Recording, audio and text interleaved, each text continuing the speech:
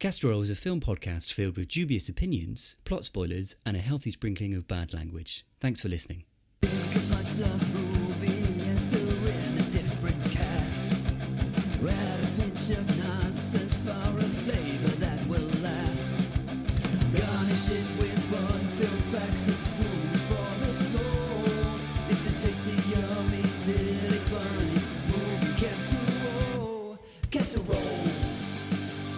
Hello and welcome to Casserole. My name is Jim, and each episode myself and my two co-hosts Sam and Nick review one of cinema's much loved or unloved films with the aim of also serving you up a delicious recasting.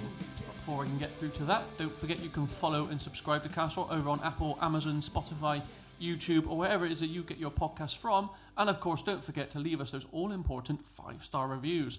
And if you wish to support the podcast, you can do so in a couple of ways. Head on over to patreon.com/Casserole podcast, where for the low price of $1, you can become a lovely little subscriber and become a valued member of the Casserole Kitchen. A tasty casserole morsel. Follow us. And should you wish to represent the podcast, you can of course head to tpublic.com, just search Casserole, and you too can own one of our amazing designs.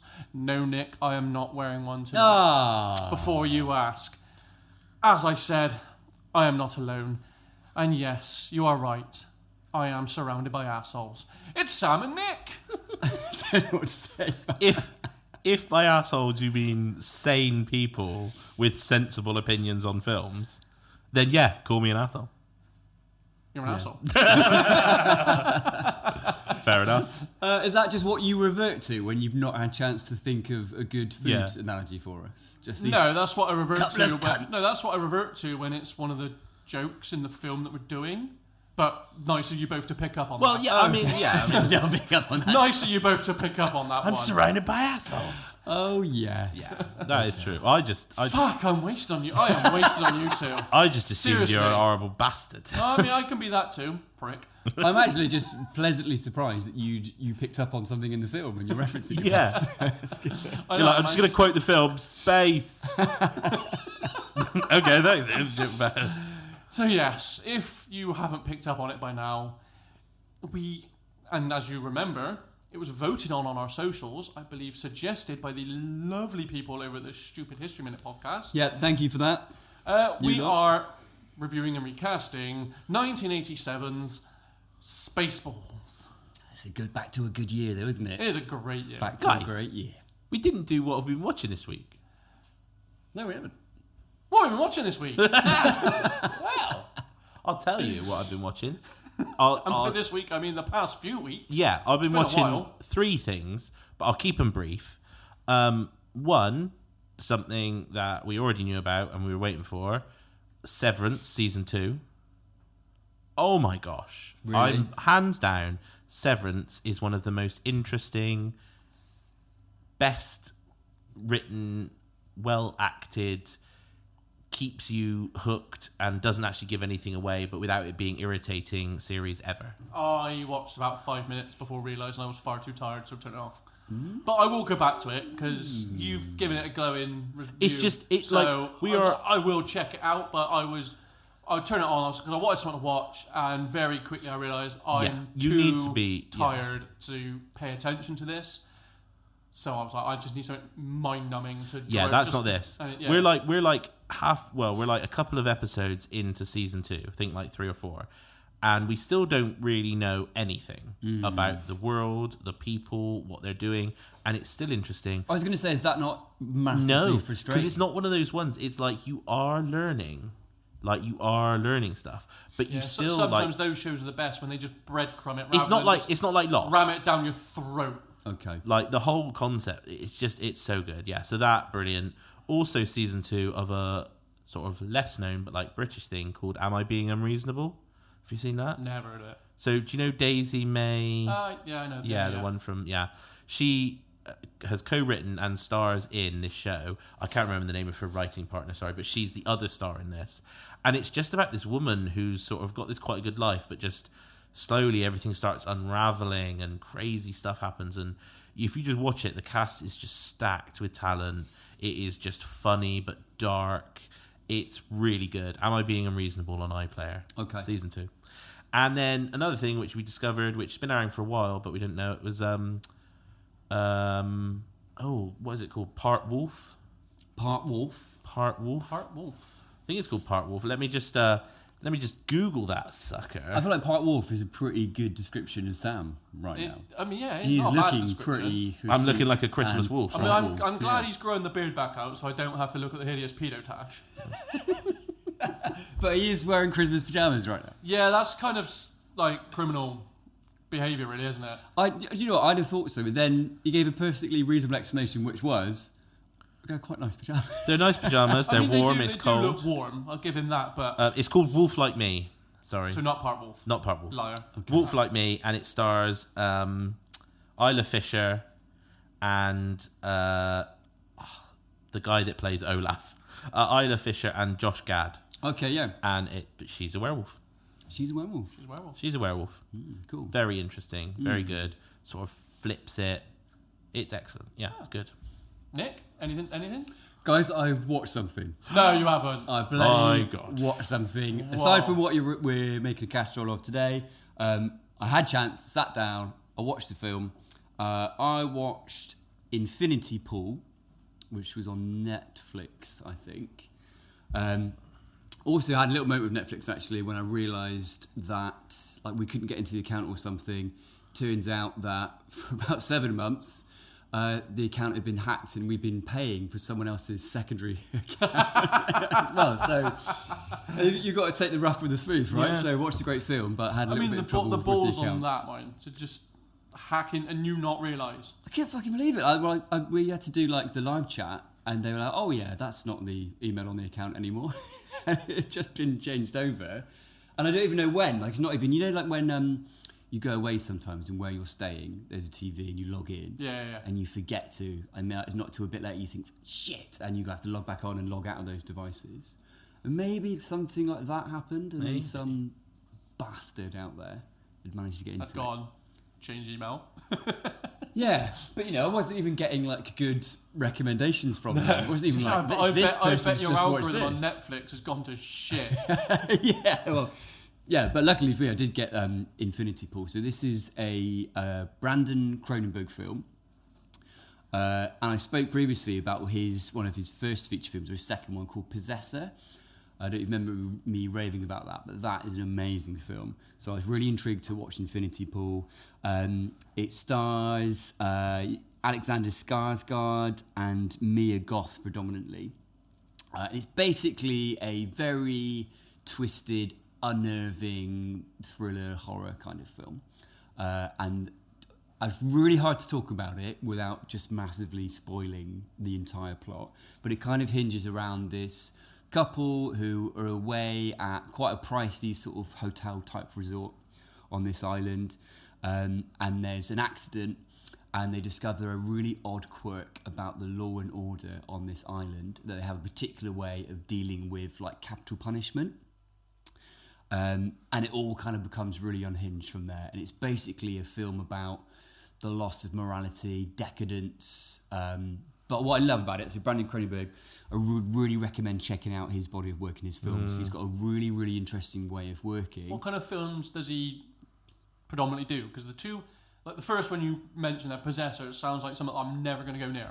That's like a science fiction horror film. It's an incredible film. It's about an assassin who is able, her consciousness is able to be injected into the body of another, and then they use that sort of host to enact the killing of their mark, basically. But it's about how this woman, who's this assassin, who's been doing it so much, is started to lose control of her own consciousness because she's been projected into other bodies for so much. It's an amazing film. A lot of hallmarks of his work are kind of body horror, really kind of cool dream sequences. Is he a Cronenberg? Is he it's the son, is he? Yes. Yeah, okay, fine. Yes, he's the son of... It's David Cronenberg. Yeah.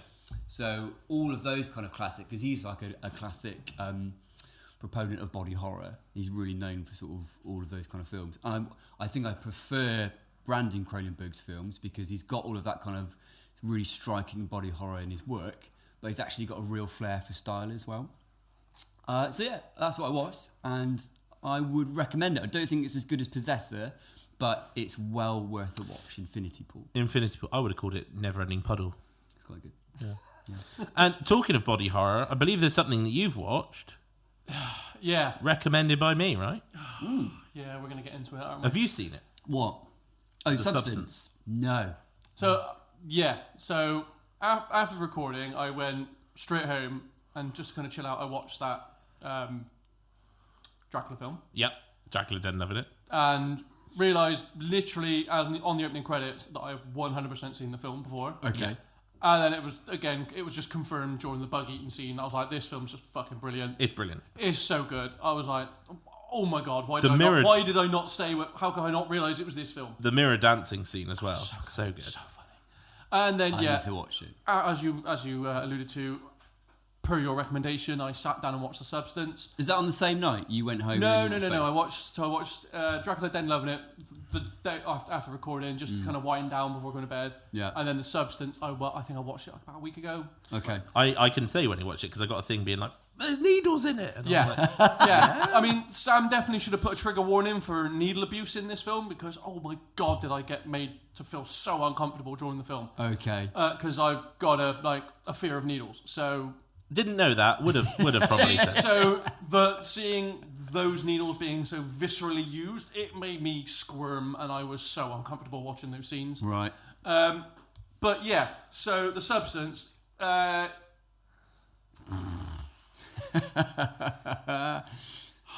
This is Sam's, at the moment, top Right. contender for film of the year. Right? Even though it came out last year, it is. Yeah. I'm worried. So it was fantastic until the director decided to take the piss, insult my intelligence, and go in the Wait, stop just right there. go with what they did. Yeah. Yeah, the ending. It's really unexpected.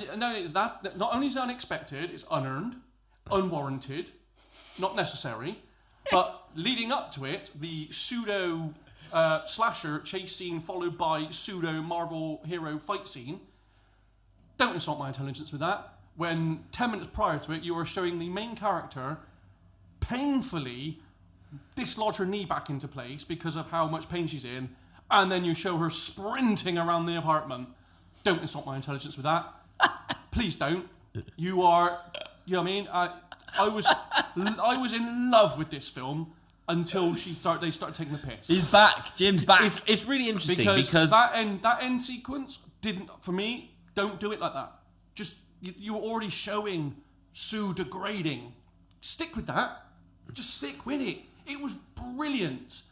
And then you go, hang on, what kind of film am I directing again? Japanese body horror? Yeah, let's do that. But then it did worm its way back around because the final shot was so beautiful and such a bringing it back to the beginning moment.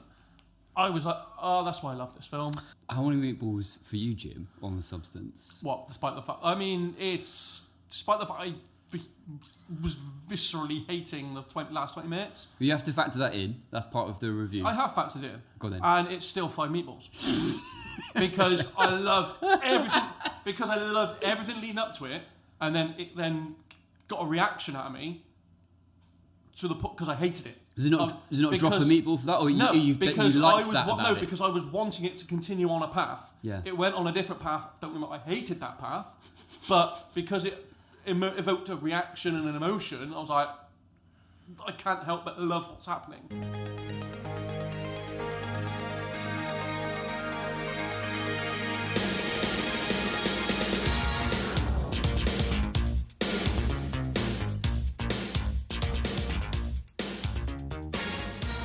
Anyway, I do think we mentioned this earlier, but did we say the film and review it? We did. We review it. Go for a little rewind. It's a great scene. Yes, I did, because it's been so long since we last recorded, I did forget what we normally do.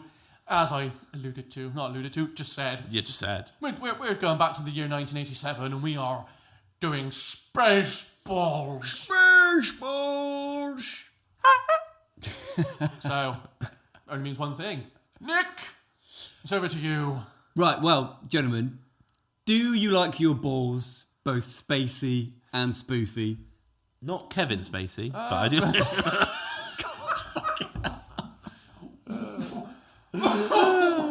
Wow. He's back now. He's back now, right? He's back. He is back. Yeah, He's been found innocent. Like he apparently didn't do anything. We can talk about him, can we? Yeah, probably Well, I mean, won't. But Still.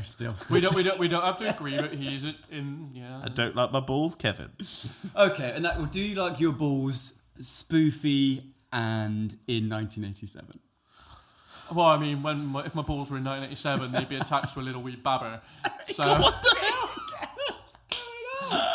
that's a really poorly worded sentence. I'm just going to move on. That's such a poorly worded sentence. We'll cut that out. Right, what is Spaceballs? So, God, that's getting clipped. This is a Mel Brooks space opera spoof, is what it is. And this is co-written, produced, directed, so this is massively a Mel Brooks monster. This got him all over it, hasn't it? It's like the classic. Got him all over it. I mean, basically, it's parodying and spoofing the Star Wars trilogy. But it's also pointing a finger at all sorts of other things as well. Any other space stuff, I think. Star Trek. Well, is anything right for around the that taking. time, really, wasn't it?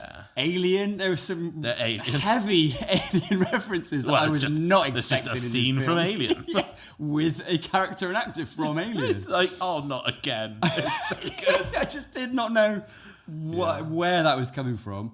I mean, all sorts of stuff. You've got A Space Odyssey, you've got Planet of the Apes referenced Oh, in they do here. that, don't they? Yeah.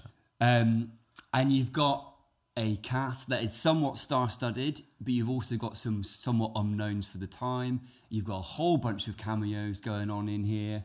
And Spaceballs basically follows. Apparently, Mel Brooks wanted to keep this as close to the kind of story arc as possible as the original Star Wars. And he had licensing agreement. Mercenary Lone Star, played by Bill Pullman, and his alien sidekick Barf, played by John Candy. And they need to go and rescue Princess Vesper and her droid, Dot Matrix, from the Spaceballs, who are planning to go to the planet Druidia, to basically hoover up all of the atmosphere and air because planet Spaceball is running out of their own atmosphere. Yeah. And that is really the story. Yeah. And Spaceballs are basically the Empire. Spaceballs are the Empire. Yeah. That's the sort of that's the protagonist in whole, led by Dark Helmet, played by Rick Moranis, who originally, I think they wanted Dark Helmet to be just one massive helmet. Like the entire costume was just a big moving helmet. Nice. That's quite funny. I'd have loved that. Yeah. That's quite funny. I do think one of my favourite scenes is when they're on the desert and he's got the different kind of helmet on. That's very And he funny. just opens the flap and takes a little drink or something. Or sprays It's his kind face of or something like a safari sort of helmet, Yeah. colonial kind of They're style. called, they're called, I can't remember what they're called now. Yeah. Pip helmets or something. But Yeah, that was good. That was good. That was good. That's when they get stranded on the desert moon. The film also, of course, features a 2 role for Mel Brooks himself, where he's both playing President Scrooge and he's also playing Yogurt, which is their take on Yoda. Very good. Yeah. There's lots of dick jokes. There's a whole lot of Jewish dick jokes. Yeah, in the it's film, okay Jewish that humour. you're allowed to make Jewish jokes if you're Mel Brooks because, you know, Absolutely. you're like the if anyone Jewish is, person. Yeah, Mel yeah. Brooks is. Yeah, and there is, of course, the unifying life force of this world, which is called the Schwartz. Schwartz. The Schwartz. So you guys had seen this film before? Yeah, well, hang on. Well, before we get into the weeds, give me your 3 words on this film. Summarise it in 3 words. Summarise in 3 words before we get into the guts of this film. What we thought about this film. Yeah, 3 words, no more. Go on, Sam. I think you should go first. All right, okay. Funny, infantile, and if I'm honest, dated. I would say as my 3. Funny, infantile, dated. If I were to go with 3, it'll get expanded on. Not as good. Oh. And I'll expand on that when we start going into it.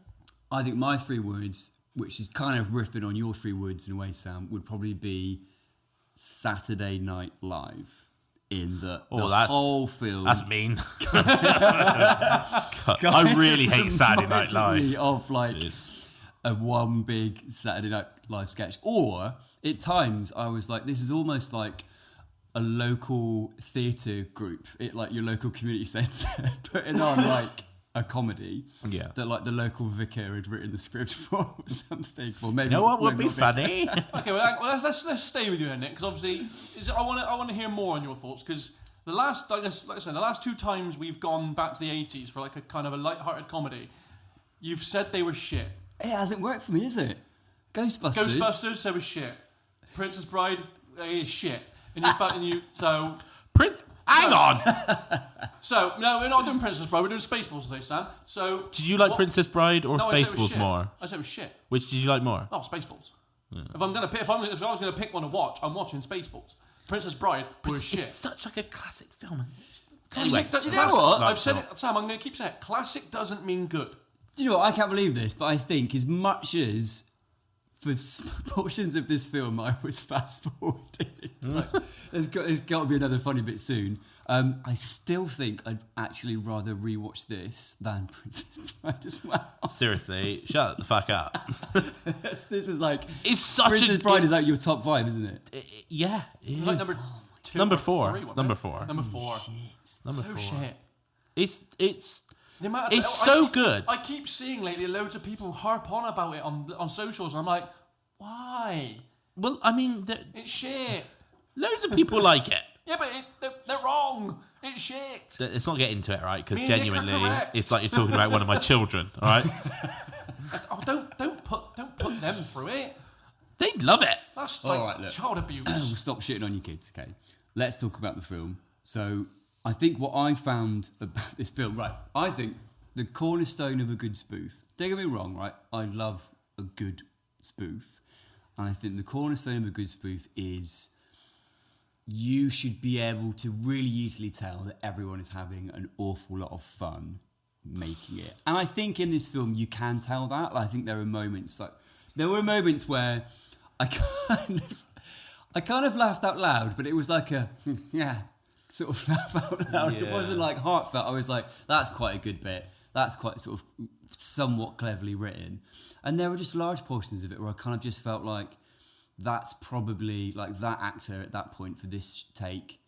That's the first time they've read that line in the script, maybe. And they're just having a go. And Mel Brooks is saying, yeah, that's the keeper. I don't know. It was just a lot where I was like, it felt amateur almost. See, the thing is, But did you like it? I didn't like it. I didn't hate it. It was kind of just, this is okay. This is the thing, because I think if you look at like Mel Brooks' other films, like I think there's 2 sort of levels. There's obviously your Young Frankenstein and your Producers. Yeah. Is definitely on sort of another level. They're like good films, almost sort of In and of themselves. Yeah. And then you look at films like Dracula Dead and Loving It and sort of Robin Hood Men in Tights. And I think why those, in my opinion, work more than Spaceballs. Now, I like Spaceballs. It's all right. And I actually, before rewatching it for this, I think I'd probably watched it a few years ago, and I probably liked it more. Like the rewatching now, I probably liked it the least. And I think it's because films like sort of Blazing Saddles is again sort of another thing because it's a classic. It's a classic, but they're talking about like serious subjects. Yeah. And actually, the thing that's so ridiculous there is people's opinions on people based on the color of their skin. Yeah. Like that is such a ridiculous thing that no one should be judging people for. That is like when they send that up, it's like tragic comedy. Yeah. But they are all serious characters. Some of them like they have a bit of a laugh and stuff like you say, but they're playing it straight. And even in Robin Hood Men in Tights, even in Dracula Dead and Loving It, they're playing it straight. That's the difference, I think, and that's what Spaceballs doesn't have as much. And that's why it felt like one big sketch to me, where they're kind of so close to just like giggling. It's like you put all of them in a room with a load of props, and you were like, "Do me a Star Wars sketch." Yeah, and it just every joke was a little bit too cheap. I found like there was a couple of bits that were good. I think. Some of the visual comedy was really good. Like I think the first take with the spaceship. jokes were just the dad jokes. Yeah, like when the they feel like- jamming the radar. Yeah. That's what's this classic. radar?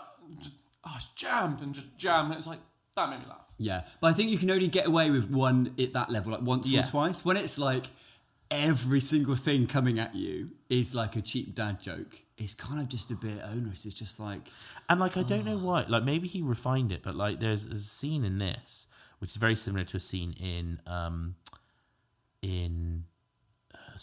Robin Hood Men in Tights, where in Spaceballs they're like, we don't know where they are, quick, and they go and rent Spaceballs the video, Yes. and they play it, Yes. and you're like, that's quite a funny concept, Yeah. but then they're like, oh my god, I'm seeing us, this is us now happening in the film, and you're like, that's very much Saturday Night Live. Like, Yeah. they've picked on something that isn't funny and they're running with it over and over. Whereas in Robin Hood Men in Tights, and they're like, oh, he's got another shot, and they're like, does he have another shot? And then they all get their scripts out and they go, he does have another shot. Yeah. That's funny. And it's quick. And it's quick. Like, and you and move it's on like and you're back they've in. got their scripts on them, that's funny, and then Yeah. they're back in the moment. Like, that's funny.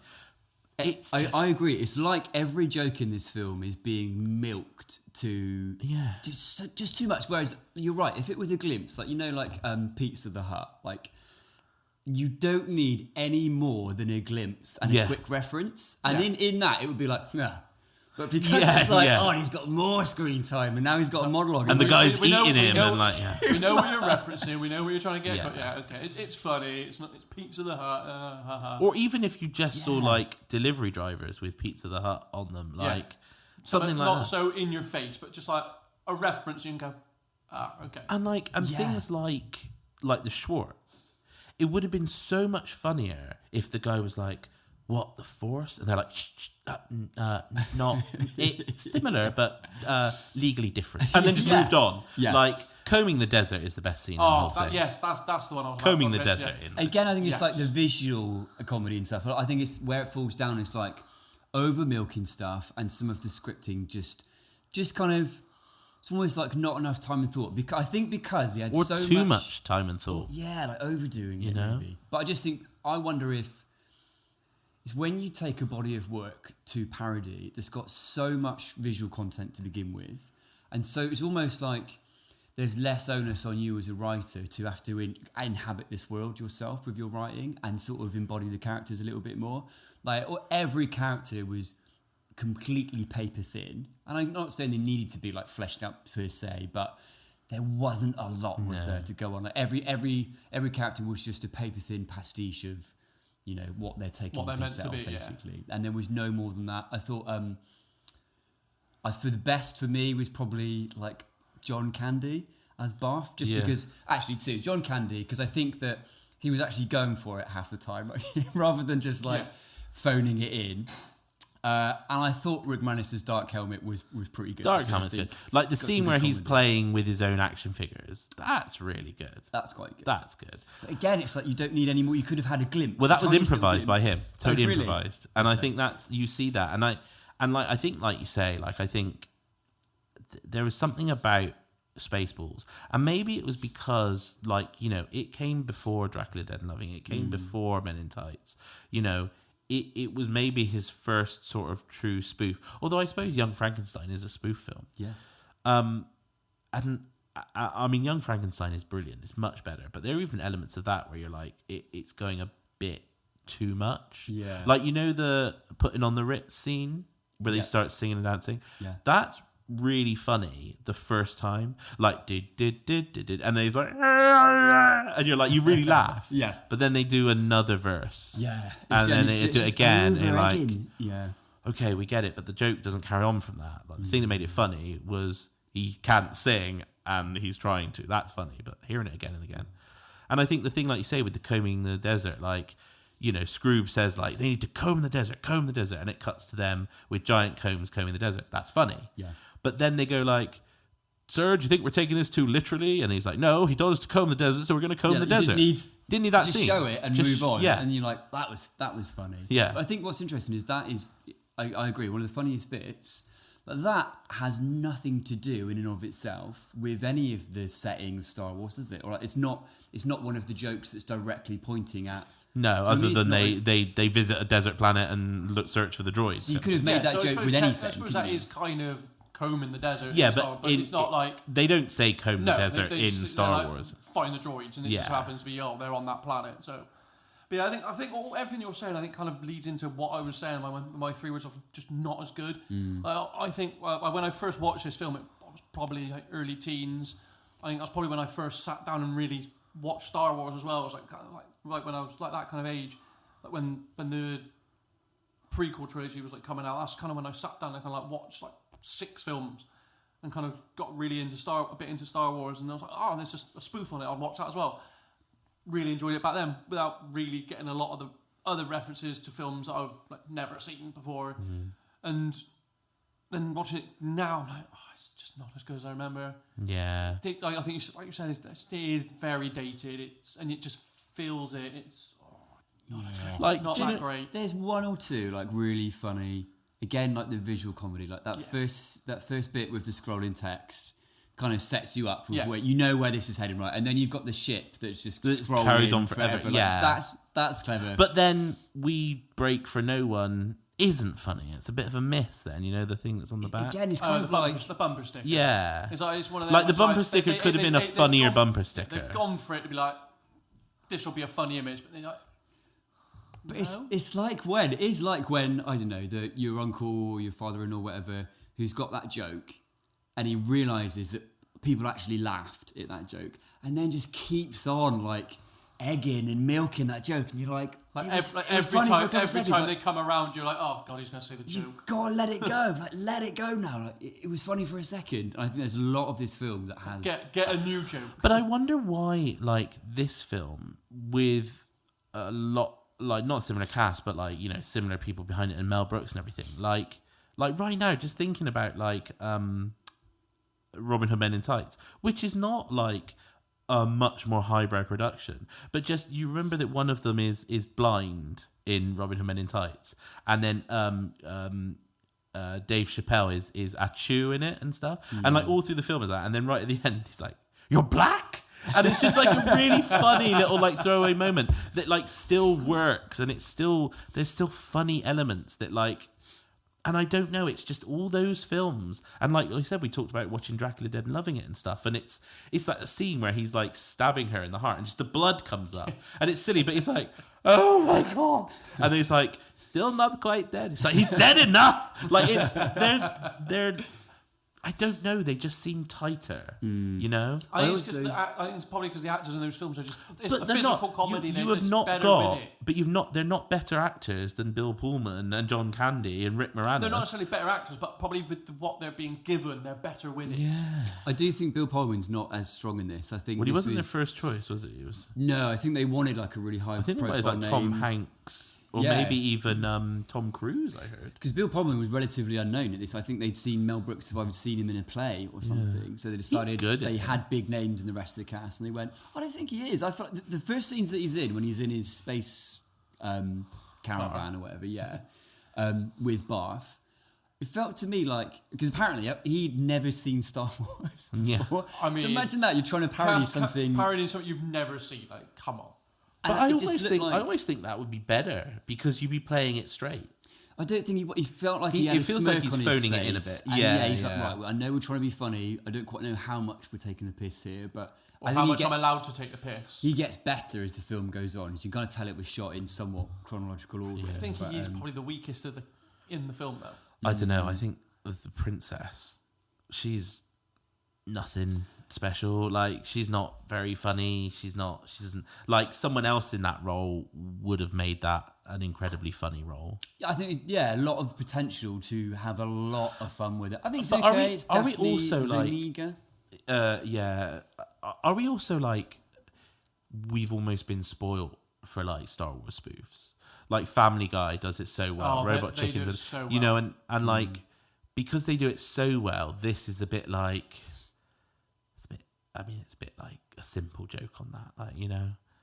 I don't know. It's just there's definitely something about it, and like having rewatched a lot of Mel Brooks stuff quite recently, this is the one that doesn't hold up. Strangely, I did hear somebody say actually, like on a another review show that they actually thought that Blazing Saddles didn't hold up and this did, and I can't. I couldn't agree Blazing with that, Saddles yeah. is Blazing Saddles should be watched by people because Anyway. yeah, anyone that's potentially a racist, watch Blazing Saddles and have a good long look at yourself. How ridiculous you are! What a sell on a film there. Yeah. Do you think you're racist?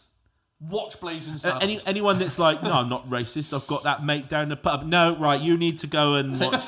Take this survey. Right, the survey tells us you need to go watch Yes, Blazing yes. Saddles.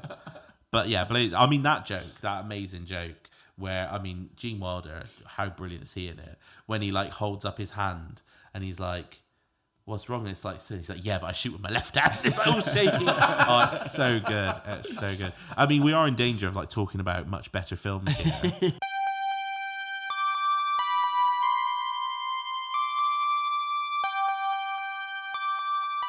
Were there any things that you really did enjoy and like about it? I think one thing for me, going back to near the end of the film actually, when they're in the Space Cafe, Lone Star and Barth, and there's that insane cameo from John Hurt playing the same character he plays in Alien Kane. Yeah. And there's the same chest burster scene in the Space Cafe. And then the little alien just dances off the screen. baby just like a song Hello, and my dance. baby. Hello, my honey. Hello, my ragtime. So funny. So that was mental. Well, what would it is mental? So it was the first time I would have watched that. I wouldn't have paid any attention. I would have like, okay. Because you wouldn't have known what that was No, referencing. so Yeah, I wouldn't have I'd have probably seen a little alien. Like, okay, but because Space I've not alien. seen the film, I'm Yeah. So seeing that, I'm like, okay, that's really funny. I mean, good sport for John Hurt for reprising his famous role in fucking Spoof. But I wanted to see more of like, all right, we've got like the Pizza the Hut, but I wanted to see more mad shit like that. Like, give me some more funny alien characters. Like, Yeah, I but can't what was believe that they like didn't- silver guy that was with Pizza the Hut? Just some. I think it was just a robot, wasn't it? Like was a that, droid. was that not meant to be their play on Boba Fett? But I mean, it didn't 'Cause- look like him in any way, or like No. I was hoping for like a Boba Fett. that would have been a spoof. better bumper sticker. Bubba on board. That'd be great. But I wanted to see a version of him with like his jetpack always malfunctioning Yeah, or something. yeah.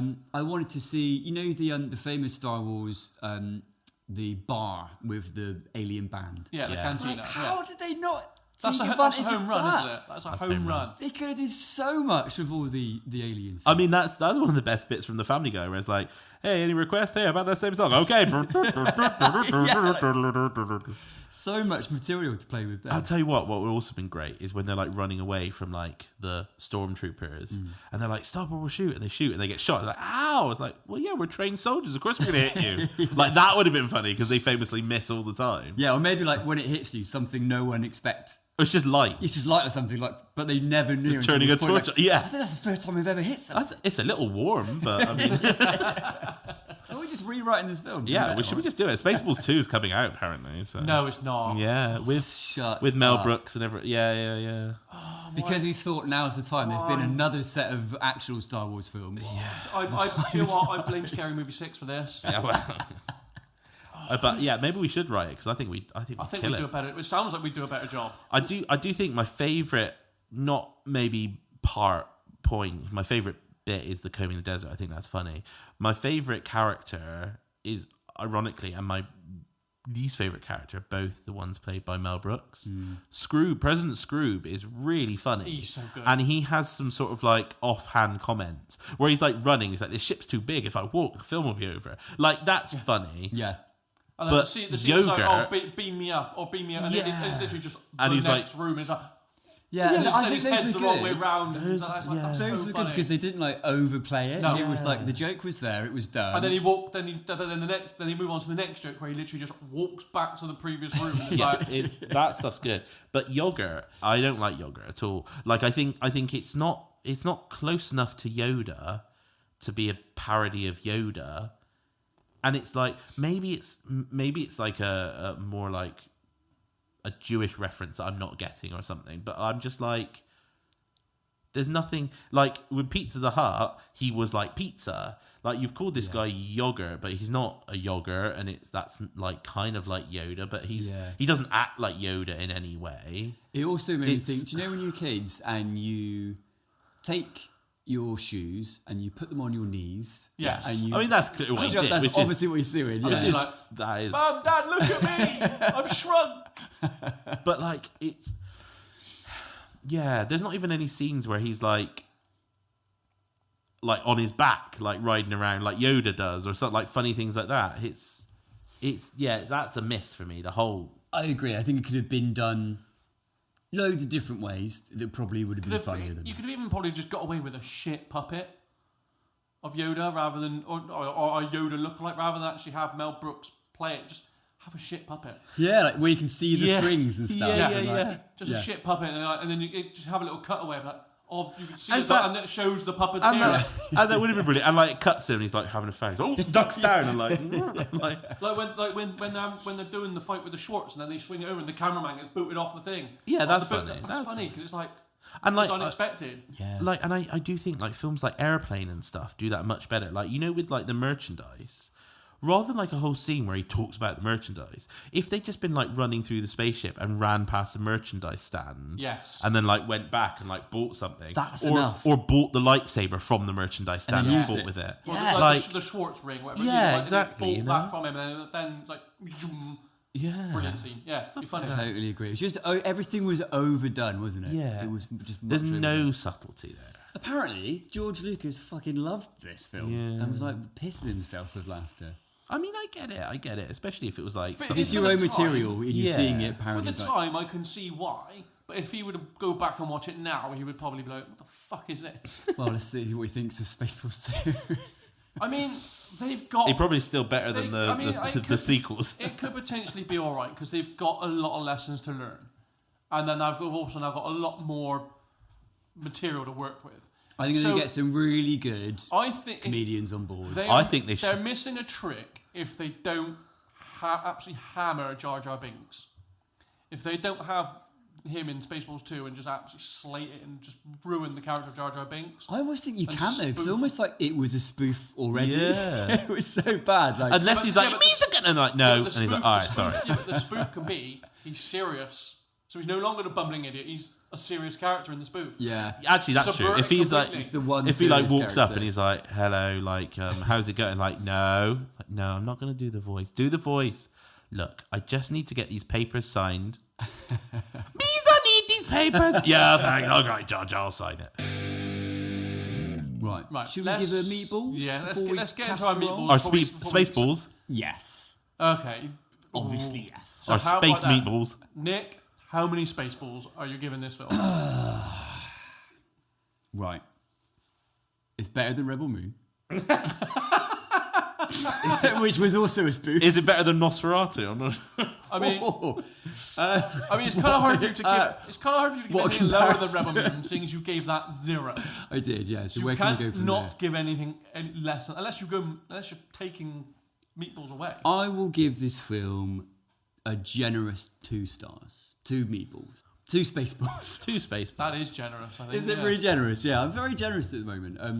No, I'm going to stick with it. 2, I think there were some bits that I went, and there were enough of those to be like, for each Yeah. 3 of those, it gets a I fucking feel Spaceball. like me sitting through Spaceballs is what it's like for my kids when I won't stop doing puns. Like, Dad, just shut. And I wonder if part of it now Dad, is, we're in public. now that we're all dads, I Yeah. think we're starting to enter Yeah. the dad joke territory. So Oh, maybe mate, part I've of it been was there. like, I've been there about a year before I had kids. so yeah, two Spaceballs. 2. I think you've been a bit generous. I can't see past 1. Yeah, it's tough because I think I gave Nosferatu 2, and No, obviously you talked yourself down.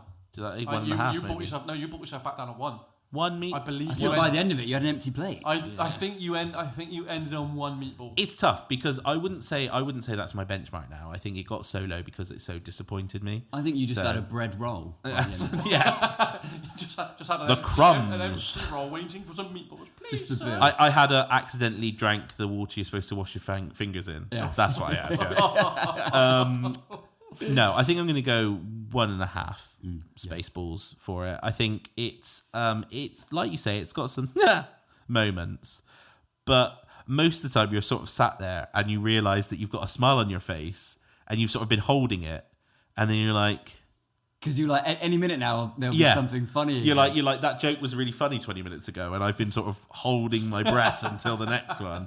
And then you kind of like lick your lips and kind of go, yeah. Okay. Lips get a bit dry. Do you know what was weird, just briefly, about the way this film ended? Did anyone feel like it was a really weird rush job ending? Because I was fully expecting Dark Helmet to make an appearance at the very end again, seeming as they crash landed. Yeah. They'd get to the wedding of Lone Star and the princess, and then there'd be a final confrontation, but he just gets like happened upon by some Planet of the Apes and then never seen again. Yeah, it was really weird. I think they were really setting up for a sequel. Do you think? I think very possibly. Confidence. Well, finally, here it's. Yeah, here we are. Like I said, I don't think I can get past one Spaceball with it. I think what didn't do it a favour is I think because I just recently watched Dracula Dead and Loving It, I think that didn't help it at all. A Dracula Dead and Loving It is a solid like 3.5 to 4 meatballs. So You had a high standard in your head. Yeah, so because I had a high standard, I'm like, it's of a similar vein of film. And I don't know what year Dracula Dead and Loving It came out. 95. Okay, so it was like an 8-year gap. So yeah, I think I had it. Was holding it slightly higher. I mean, Leslie Nielsen is such a good comedy actor. Yeah. I mean, the taking the hair off. It's so perfect. It's so perfect. So yeah, I'm gonna have to sit on one Spaceball. One. Wow. Okay. Well, look, can we improve this film? Well, that's what we tend to try and do. How often don't have to? I mean, it doesn't always we've happen, already but- improved like so many of the jokes just by saying a few things. So Right? I think we're ready to cast a role. Movie casserole, casserole. Who feels like it's best to start with? I think, personally, I think it should go protagonist, antagonist, mine. So start with me then. Yeah, your two, then Mine Nick, too. then So me. yeah, so I've got as the Lone Star and his lovely little companion Barf, as we've said. Also, I don't think Barf's funny as a name. Like, it's nowhere like nothing It's- like it doesn't- Chewbacca. doesn't it sound would like it would have Chewbacca, been does better it? if it was like crunchy, like chewy, crunchy, like. But Barf isn't like I could a have called it Chew It. or like name it after sweet, just summer that sounds similar, but it's not like actually chewy. or like Swallow. That was an odd one as well. John Candy was John Candy was good, and he was really going for it. I think he was Yeah. having a good time, and I liked his ears, the way his ears moved. Yeah, his so doggy a bit of ears. trivia about that. They're remote-controlled ears, but they were so distracting and like scene-stealing that they turned them off a lot of the time because they would move like too much and make people laugh too much. So yeah, so I'm the one recasting Lone Star and Barf, played by, as we said, Bill Pullman and John Candy. It's quite an interesting one to do. I've had a lot of ideas because obviously they are an on-screen pairing. So you can't. I was thinking, well, do I go with people that I know work well together, or not, but are also quite funny? So Did you do Vin Diesel and The Rock? no. Okay, good. I did think about doing The Rock and Kevin Hart Oh my god, amazing! because right. That actually would be alright. Yeah, Right, that's what, Kevin Hart is Barf. yeah, that's Yeah. right. Yes, that's what I was thinking. That's what I was thinking. I was Stop thinking it. The Rock is Lone Star and Kevin Hart is Barf. I thought it could be really funny because they have got such a great chemistry together, and they would be really funny. Could they call him Stonelar? Definitely. Get it? There's a rock and he's stone. Such a cunt. So, but I haven't gone with that. I mean, I might do. I might come back because I wasn't expecting that reaction. I'm not going to lie. I think was- it's Rock and Kevin I was Hart. really Pandering expect- to the audience. Well, when I was just both expecting you both to go, oh, really? And so I wasn't expecting that reaction, so I might go back to it. Oh, go on then. What's the pair that you thought was better though? Well, so I've got options. So for Barf, I was debating again. I've got a gender bend option for both of them. So for Barf, I've actually picked someone I don't actually like, but they are begrudgingly kind of funny when they want to be. Okay. It's Wow, quite what a endorsement!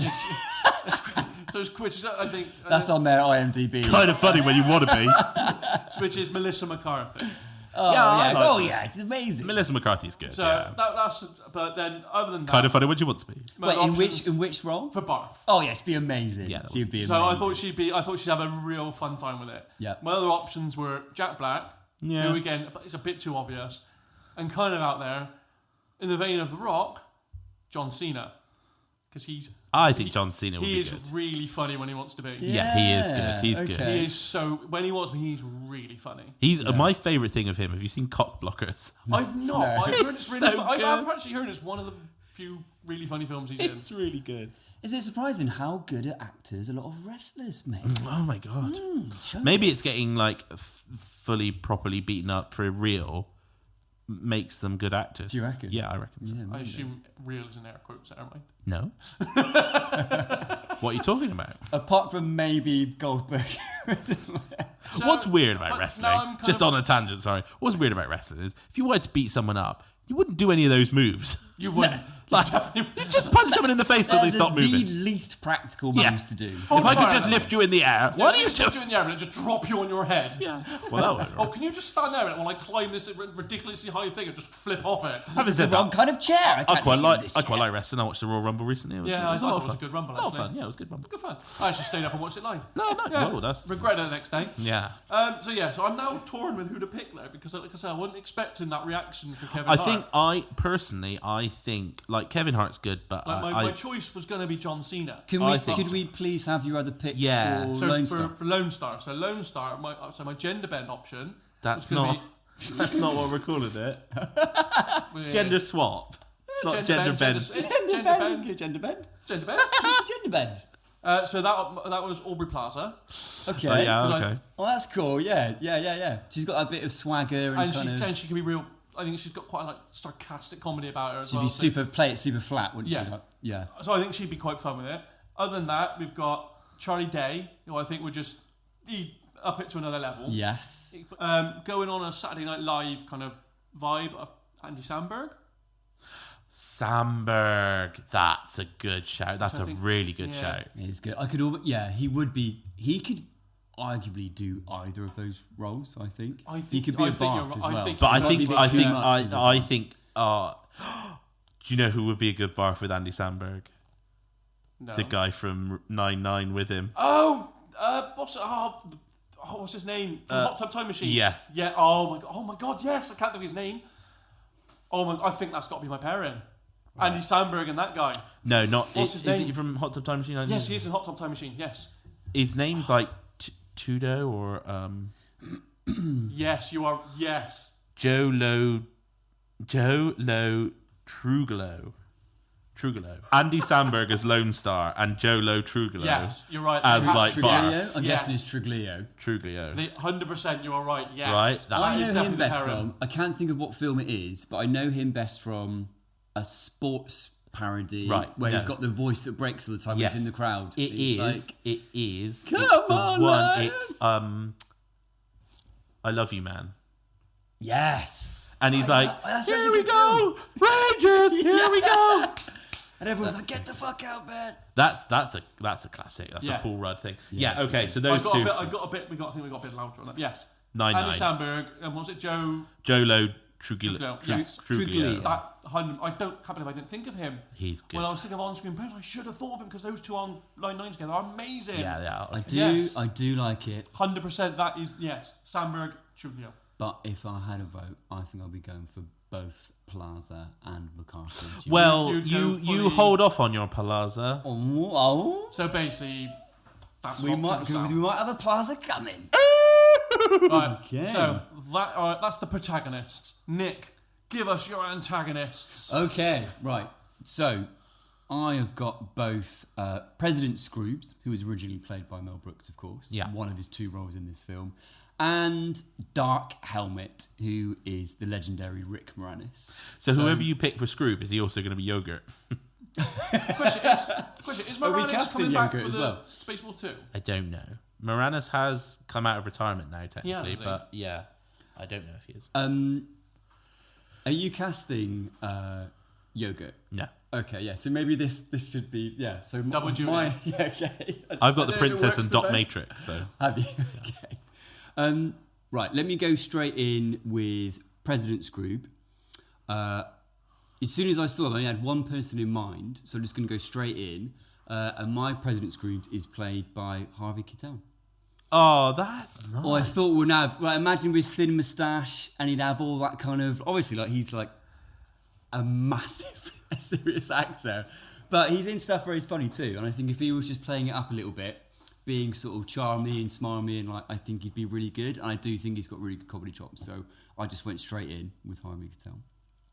Whether he would be His a good... back catalogue doesn't suggest he'd be good at comedy. Yeah, I mean, he's in a lot That's of almost what you're saying. You want to play it straight, you know? Yeah, you do. Or you want to see, particularly I think in a lot of comedies like this, you do want to see at least some cameos of really big actors in roles you wouldn't normally see them in, having a really good time. So Harvey Keitel is President Scrooge, and then Dark Helmet. So I had 2 picks for this, right? I'll go with my second pick, but I do just want to throw this out there. Is it Michael Cera? Is it Michael Cera? Is it Michael Cera? Not my final pick, but I do just want to position that concept of Michael Cera as Dark Helmet, right? I think would be really funny if he was just proper Michael Cera-ing it up, right? And he had maybe, I could just imagine some scenes where like he's in a corridor and there's some stormtroopers and he's like trying to play it cool and like hang out with the guys and stuff, but he's just like an absolute doofus, and just trying to make small talk and that kind of thing. I think he could be really funny, but I think aside from in those moments, I don't think he'd carry enough of like the sort of slapstick comedy and stuff. That's fair. Whereas I think he was trying to play it really cool. Have you ever seen, there's an amazing, I think it might have been Saturday Night Live actually, or some sketch show, where Adam Driver plays a parody of his own character, and he's like undercover boss. Have you seen that? Yes. No, I've not. No. In the Death Star, It's he's really amazing. Funny. So he's He pretends to be the janitor, doesn't he? yeah, but he's like his character. So he's playing Kylo Ren. He's playing Kylo Ren, but going undercover as an undercover Amazing. boss. Amazing. I have to look this out. To get to know his colleagues on the desk, like, so he's in the canteen, dressed as like just another worker, and he sits down. And he's like, "So, what do you guys think about Kylo Ren?" No, like dissing him and stuff. He's like, "Oh, really? It was really good." So I could see Sarah doing stuff. I like have to hunt that out. That sounds really funny. But I had to go with in the end. There was only one person I could see Swear to God, if he says playing Dark Helmet, right? And actually, this is a person who I could see also playing Yogurt, and that, my friends, is Danny DeVito. Danny DeVito. Because you can imagine coming out, right? Like really, he's already like got the height nailed for the character. I just think it'd be very. That would be funny. He'd have to come out like really tall, and then he's just like he's on a box. He's on a ladder or a box or something. Like the suit would have to open, and he'd like, step out of it. Yeah, he'd step out of a really big suit, but then he would be small, but the helmet would still be massive and come with it. Yes, yes. It would almost be like Stewie in the Family Guy parodies of it. Yes. Yeah. It would look like that, but yeah. Do you know what? Now we said it when we were looking at other casts. Someone I think might be good is Craig Robinson. You know, the guy from Hot Tub Time Machine. Oh, and he like comes up and like he's talking for a while, and they're like, "Dark Helmet." He's like, "What'd you call me?" He's like, "Dark Helmet." He's like, "My name's just Helmet." We need to It's write like, this who's film. been calling me Dark Helmet? That would be really good. We right? need to write this film. And he'd be great at that delivery as well. He'd be so What'd you call me? Is Mel Brooks doing the sequel? Yeah. Right, I think someone we get could hold get of Mel signed on Brooks. as co-writers. Yeah. Get hold of Actually, Mel once Brooks, I did say, send him this podcast. We're in on it. who in. were your picks for Barf again? Melissa It was McCarthy. Melissa McCarthy, Jack Black, and John Cena. Was that who were your picks for the Lone Star then? It was. But you actually ended up with Jolo Triglio. Yes, yeah, he did. Well, that's because I can't That believe I is didn't think of genius, that because that's a moment of genius by Sam. But for Lone Star, it was Aubrey Plaza, Charlie Day, and Andy Samberg. Charlie Day might be a really interesting Dark Helmet. That kind of like when you lift it up and he's like, "What's going on?" Yes. Like kind of like, Yeah. "I can't breathe in here." Like that's quite like He's probably got the most Rick Moranis energy. I was going than to say anyone. he was probably have been a good choice. I think it's good. But I think. Like the dorky, slightly bumbling. Also, what about for President Scrooge? What about the old fuck? His name's completely gone out of my head. I'm so glad Sam went that way. Yeah. What about? There is someone that I originally thought for Christopher President Walken. Scrooge. Oh, for fuck's sake. He You would just be. You just want an excuse to do the impression, didn't you? I think I've lost the impression. Comb the desert. Be amazing. The other Have you person found those droids yet? He'd be so good. I did also think And I literally can only ever think of him from one thing, and that is the Adam Sandler film Little Nicky. Do you remember when? Well, I think actually Harvey Keitel was the devil. Harvey Keitel's the devil. In that. He's hilarious in that. There you go. Do you remember his dad in that film? They bring him out. That's Rodney Dangerfield. Rodney Dangerfield. And he's like a proper. Whoa, old what you school doing comic. now? Yeah. I could see him as the. Whoa, as the radar's jammed. Oh, really- anybody got any toast? Go on, then, Sam. Finish us off. Okay, so I've got Princess Vespa, played by That's another Daphne dick joke, by the way. Zuniga, and Dot Matrix, played by the amazing Joan Rivers. Yes. Now, I've had a look, and I don't know Daphne Zuniga in anything else. No. This kind of thing. No. When I was kind of looking at that, first of all, my initial pick was, because I think they look a bit similar, was Jennifer Lawrence. Okay. Yeah. Okay. And I think Jennifer be really Lawrence funny. is quite Yes. funny, and she's quite good. And have you seen that? What's that latest one that she's in where she plays like an older person trying to sleep with the kid? I know the film you are talking about. I yeah, have it's not called like seen Just it. Do It or something. Or Yeah. like, anyway, I think she'd be really good at being like really stroppy princessy to begin Yeah. with, but then kind of being like really fed up by being saved by these inept. But then also Yeah. not Heroes. looking at a place in the scene where she picks up the It automatic picks up the- laser yeah. blaster. Like, Badass doing that. it wouldn't look out of place either. Yeah. so I thought about that, and then going off the back of some of the things I've been watching, I thought Isla Fisher. Yes. I thought she'd be quite good, especially like the classic, She'd be like brilliant, yeah. carry all my stuff. yes. But then Bright Little Princess. my yeah. outside pick was Aubrey Palooza. I thought Sorry, I don't know who Aubrey Palooza is. Palooza. Audrey Plaza's. Yeah. Audrey Palooza. Welcome to Halapalooza. Aubrey Palooza. I think This we week and all week. should change the name to Princess Palooza. Yeah, Princess Palooza. Definitely. It's always a party with Audrey Palooza. Princess Palooza. Aubrey Palooza. I think she would just be like so the deadpan, like, oh, they're sucking the air out of my planet. You know? But I think that might get a little old. And a bit and quickly. Yeah, I don't know. Because I think her like way of playing characters in this would bring you out of it, because you'd be like, she almost seems like she doesn't want to be there. I tell you how she'd be amazing if you still had a different role for the actual princess, but Aubrey Palooza was like the princess's best mate that had to tag along, but she was just like a real drain. Well, I guess that in Dot the room, Matrix, you could have. You that. can have it, yeah, I suppose. Because yeah. you'd be like, I'm not carrying your luggage. You carry it. But yeah, Jennifer Lawrence. I do like Jennifer Lawrence. Isla Fisher, Aubrey. They're all good picks. You got a preference?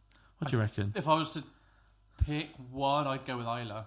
Isla Fisher. I'll go Jennifer Lawrence. I think I like Isla Fisher. Yeah, I think Yeah. out of those two, I think, I think she'd Nice. play like the spoilt kind of like, Yes. wait for me, kind of like really Yeah. well. she'd give off a real bratty vibe. For Yeah. Is that a dog? Okay, so Dot Matrix, played by Joan Rivers. Actually, I think Aubrey might be a really good pick for that. Like, given like the really kind of like, again, Sarcastic everyone nature. played it really differently from that. I've gone with like my Hollywood pick, thinking of people that are really good voiceover people, would be Olivia Colman, Maya Rudolph, who is literally the voice of every animated character on telly and Netflix at the moment. She's from Bridesmaids, is probably the way you best know her from. Yes. But she's Yes. But she's the voice of like everything. Is she? It really is. She's like everything. Yeah. But Olivia Colman, have you seen Mitchell's versus the Machines? She's Yes, I she's think the so. mobile phone. I think it's. I have. Well, we obviously all know I've seen Olivia Colman, loads, but yeah. And then my other one, like to take it in a completely different angle, would be Julie Andrews. In like a very caring kind of like, Oh, I quite and like maybe that. and maybe the robot's like, if we're feeling down, maybe we could sing a song. And they're like, shut up. Really mumsy. Yeah, kind of- yeah. I quite like that. Just a spoonful of oil. especially with the scene that the Virgin Alert comes on. Yes. Oh, I see. It's a Virgin Alert. I'm designed to go off before you do. Keep your hands to yourself. Yes. So I think she could, but I actually now really like Aubrey Palooza. Aubrey Plaza. Aubrey Not Plaza. just Plaza. It's the A-L-A. Looks It's like not Palazza. It's just Plaza. It's A-L-A, isn't it? I don't think so. Anyway, Either way, it's just... we all know what we're talking about here. Who I think would be really good at voicing that if we took it in a very British direction? Why can't I think of a name? Classic British actress Emma Thompson. Emma Thompson. Emma Thompson. She'd be very much Julie Andrews type there. That kind of, yeah. But I almost prefer her to... Emma Thompson's brilliant. I think she'd be really Or maybe you go the other way like they do in Family Guy. Like, oh, blimey now! I'm not walking through this desert anymore. Well, you could just do that. I'll just do it. Yeah, I'll just do it. Just get salmon.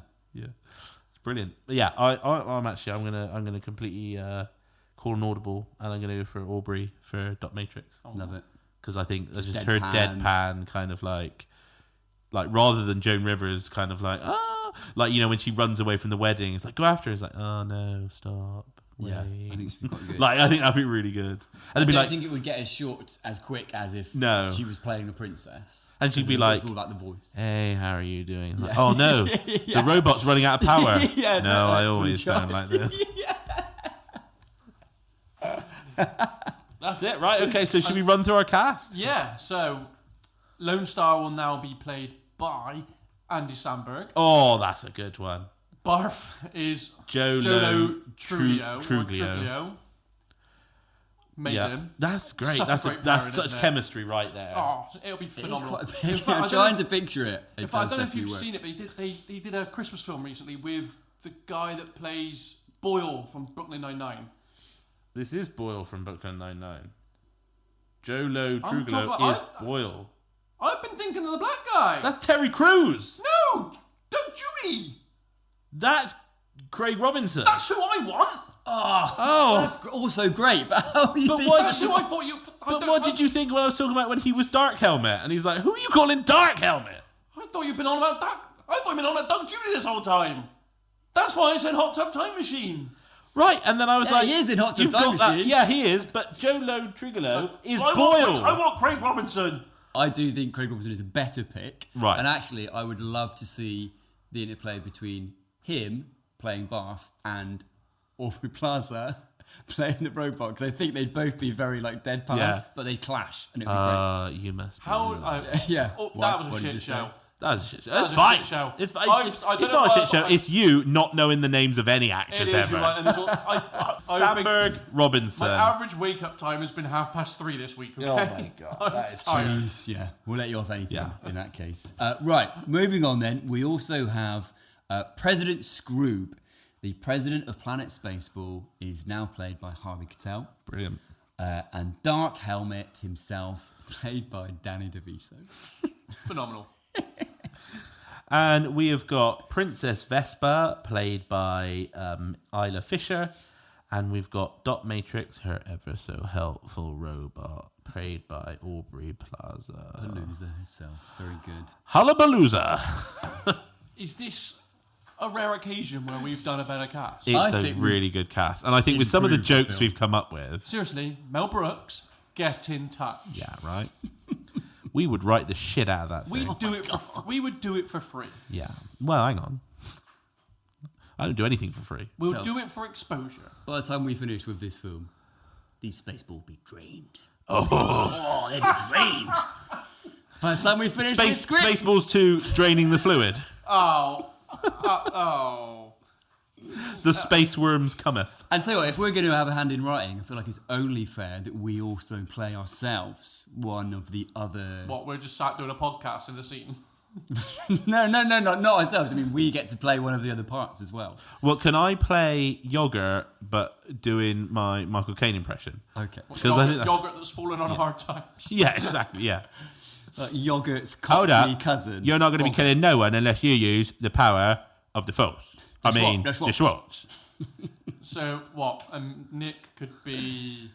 I'd like to be literally just one of the alien musicians in the nice bar. Thank you very much. And I'll tell you what, I will be the Boba Fett that Nick wanted, that just looking confused at a jetpack. Why can't I get it working? Nice. Yeah. Just constantly like in a befuddle trying to get. That's all you're ever doing. You're like just in the background trying to fix it the whole time. That would be quite funny. You could, like, someone else next week. Have you tried turning it off and on? Yes, I've tried turning it off. You've almost got all your armor on. Then the next scene, like your glove is on your foot, and you're like Just your arm is never quite right. The next time you come to me, I'm like, I haven't got the jetpack. I've just got like a big parachute or something. Just like, yeah, fuck it, this'll do. And I want to be playing, like, as part of the space band, like the weirdest looking fucking alien instrument ever. Like, it's like alive. It's like another alien maybe, and I've got to like blow into a. Are you suggesting you're gonna suck off an alien? I mean, I'm not suggesting that. I'm not going to suck off an I'm alien. not suggesting it, but if that's what you're getting out of it, Can I say the final scene for your guy? He Yes. finally gets a jetpack on, finally gets your armor on, flies off, and then right at the end comes back with a chocolate bar. Goes, I found the bounty. I hate that. I hate them. You don't like bounties? Oh, they're so I would shit. like him to fly off, and then whilst we stay on shot, but the credits roll, halfway through credits, he just flies the other way. He's just gone the wrong way, so he just goes. Comes back the other way. It's just ludicrously slow. Yeah.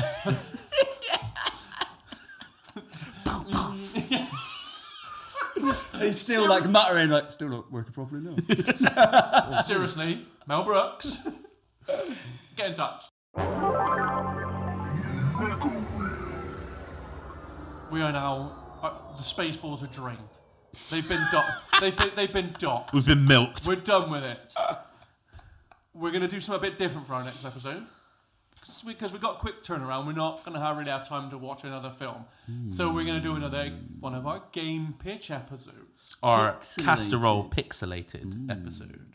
So, let's spin the wheel and see what game it chooses for us. Yeah, we have got a wheel for this. So Yeah, we've we got a have. wheel with some absolute classic Shall I video read game Yeah. franchises. some of the games out? Read some examples, young Jim. Yeah, I've see kind of what- forgotten what we've. So, I mean, bizarrely, Donkey Kong's on there. I thought you were going to say Don Quixote. I don't know why the fuck that's on Donkey there. Kong? Fucking hell. I don't know who. That's a barrel of laughs, isn't it? Done it? Other than that, I mean, this will be interesting if we get this considering the absolute shit show that just recently been released. We've got Borderlands. There's Bioshock, Doom. Bioshock is calling out for a really Good. scary Yeah. We've got Doom. Doom. That was Considering bad. the absolute shit show of a film that was. That was the last film where The Rock got killed. Was it? Yep. Was it really? Yep. Oh, and then from then on, he was contracted like that. Yep. Ain't happening. God of War, Final Fantasy, Mass Effect. Yeah. Have we got Gears of War on there? Because the do problem not, problem is Gears of War is like you just make the game, Yeah. You'd just be casting, yeah. wouldn't you? I think but Gears of War is so good. Such good. Yeah. So good. Yeah. So that's the kind of things we're looking at. So let's spin the wheel Yeah. Looking forward to this. and see what it sums up.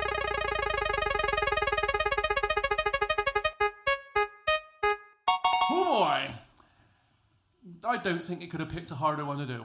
Come on. Really? How do you feel about Snake? Snake! Snake! Metal Gear Solid. I don't know if it's hard, but it's definitely solid. Fucking hell. The wheel has given us Metal Gear Solid. I don't think it could have picked a fucking game with more lore to do. Right. Jesus. It is so fleshed Is it out. any Metal Gear Solid, or is it specifically Metal Gear Solid like Well, it one just or says two? Metal Gear Solid. So I you've think got we can just pitch our own film and cast for a Metal Gear Solid film, right? It could be set in just the universe. It could be any one of the games, or it could be yeah. our own take on 'Cause like a new. Obviously, the problem is if you're going for your own take, you've got a lot to consider because obviously that lore is so fleshed out across so many games. It's like one of the most complete characters and.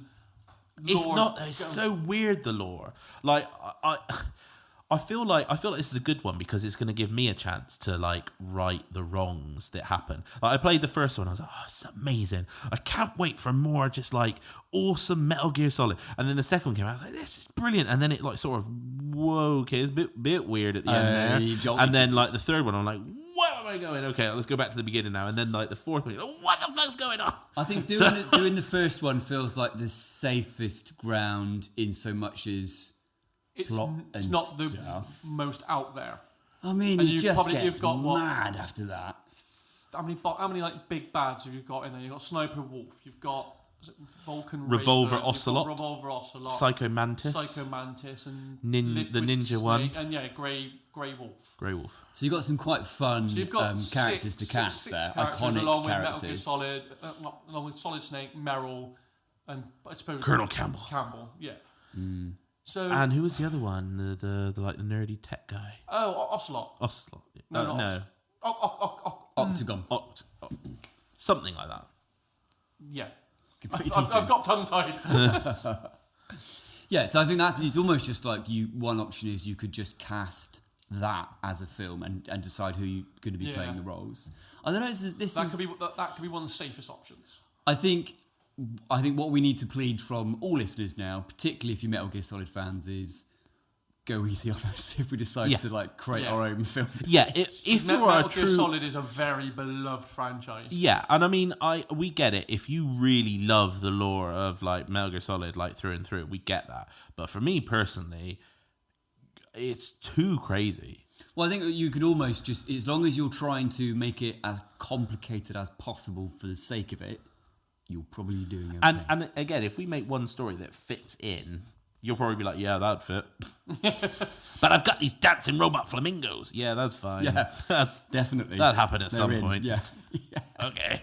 Audio Aperitif. So that's what you can look forward to in our next episode. Until then, Sam, I believe it is the return of Audio Aperitif. Oh, it is. I do have an audio aperitif.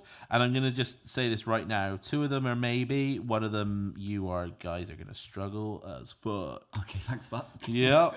Let me see if I can remind ourselves of the current scores. I think I wrote it down. I was going to say how the score's looking. Pretty sure I'm it's like tearing away in the lead. 5-3. No, So I don't think 7-4 or something 7-4. like that. Yeah, we'll go with that. Hang on, I know Nick had like a 3-point lead. I'll take it. Right. I can't find it. We'll go with 7-4. Are we ready, guys? I've got new phones. It's going to be louder for you guys. At home, you'll just hear the actual audio.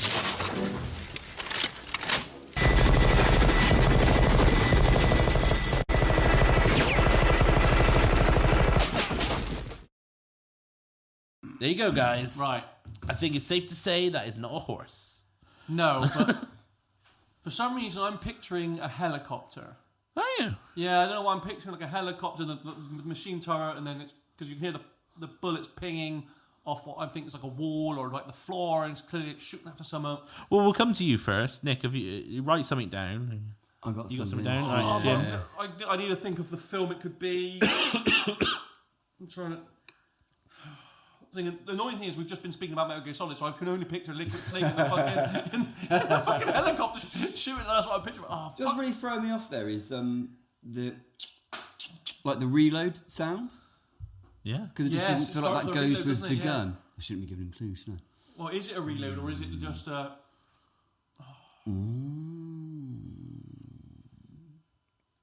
I'm gonna. Is it Mission Impossible? I cannot think. Is it a Mission Impossible film? Nick.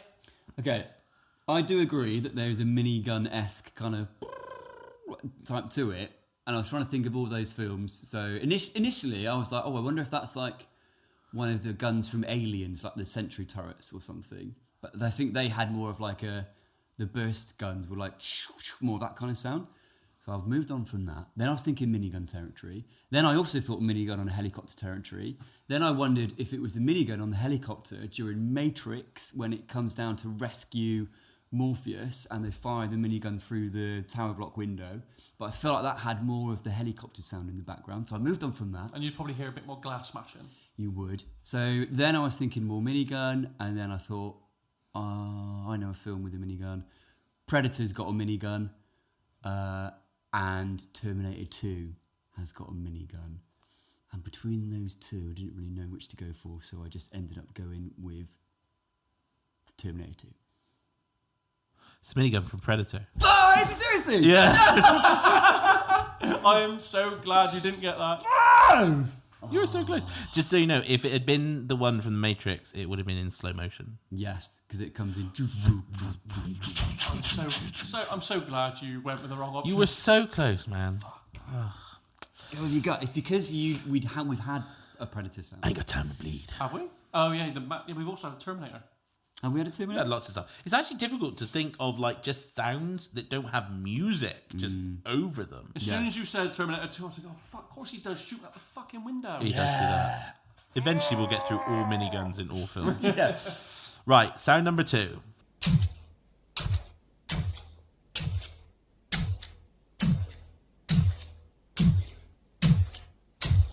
Okay, we are coming to Nick first, but Jim, do you need some time to get an answer? No, I've got an answer. It's probably massively wrong, but I'm going to go with it. Nick? Is it? It sounds Robocop-y to me.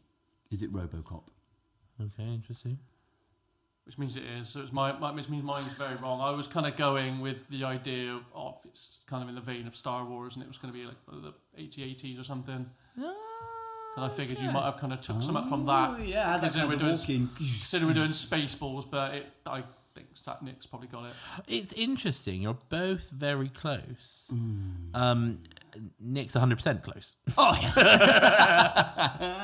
It is Robocop walking along. Whee! The ATTs or whatever are a fair shout, though, because I think they also made that kind of sort of sound. Weirdly, they're quicker. It's they? weird, yeah. It's strange. Anyway, okay, ready for number 3. None of you are getting this.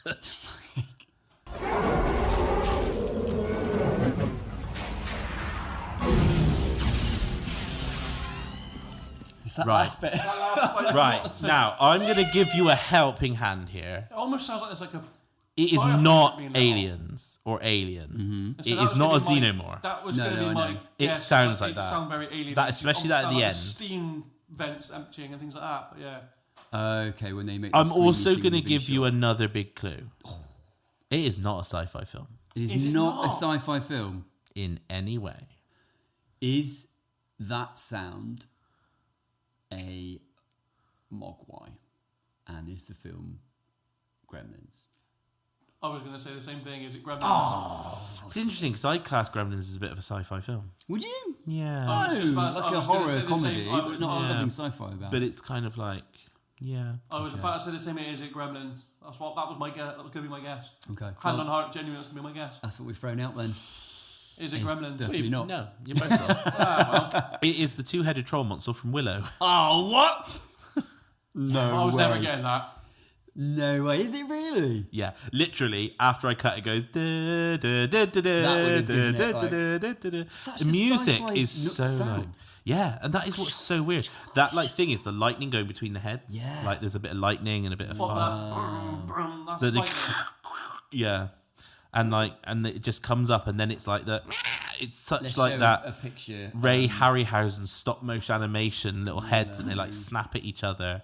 Willow But troll monster. these sounds, what makes it so interesting is when you take music out, they're so different. Okay, so you got 1 point in that game. I will take You were another so point. close to getting 2 points. That was, and you danced around it. As expected, got absolutely nothing. So what? 4-8, 8-4, yeah. That's double, that is. and that is That's good maths, that, isn't it? Well done. audio aperitif. Well, so that's us done for another episode. Yep. We'll see you again in another couple of weeks, where we will be pitching our ideas for Metal Gear Solid. Metal Gear. Not looking forward to that one. What is the best way for Mel Brooks to get in touch? Just Mel however, Brooks, I will be contacting you. carrier pigeon. I will be hounding you, and I will not give up until you get us in on Spaceballs 2. I think we have to use the Schwartz. The Schwartz. That's the only way. So, probably apt way of signing off. Until then, my name has been Jim. May the Schwartz be with you. My name is Nick. Goodbye. My name is Sam. Live long and prosper. Cast a roll, cast a roll. Movie cast a roll, cast a roll. Movie cast a roll, cast a roll.